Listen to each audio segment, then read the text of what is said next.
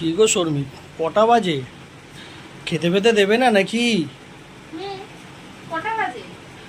দেখো কটা বাজে, তুমি তো ফোন কাটতে কাটতে ভুলেই গেছো খেতে দেবার কথা। আরে না না, তুমি তো অন্য সময় সবসময় বলো খেতে দেওয়ার কথা, আজকে তো বলোনি। তার জন্য আর তুমি তো বলবে তোমার খিদে পেয়েছে। দাও, খেতে দিয়ে দাও, এবার অনেক রাত হলো। তোমার খিদে পেয়েছে সেটা তুমি আমাকে বলোই নি। তুমি অন্য সময় বলো খিদে পেলে, আজকে আজকে বলোনি তো আমি ওর জন্য কতবার জানি যে পরে খাবো, আজকে তোমার পেটটা ভর্তি আছে। দাও, অনেক রাত হয়ে গেছে, এবার খেতে দাও। কি রান্না করেছো কি?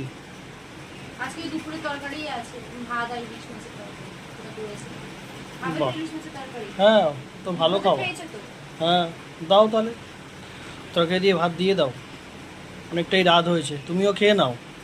না আমি ইলিশ একসঙ্গে মাছের খাবো না। কেন, একসঙ্গে বসে পড়ি চলো। না না, তুমি খাওয়া, পেটটা ভর্তি আছে। তো তখন সন্ধ্যেবেলা বেরালাম না, তখন তো খেয়েছিলাম।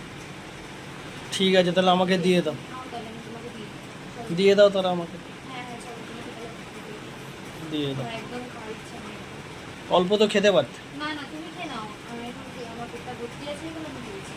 ঠিক আছে, তাহলে আমায় দিয়ে দাও তাহলে। হ্যাঁ হ্যাঁ, চলো তোমাকে দিয়ে দিই।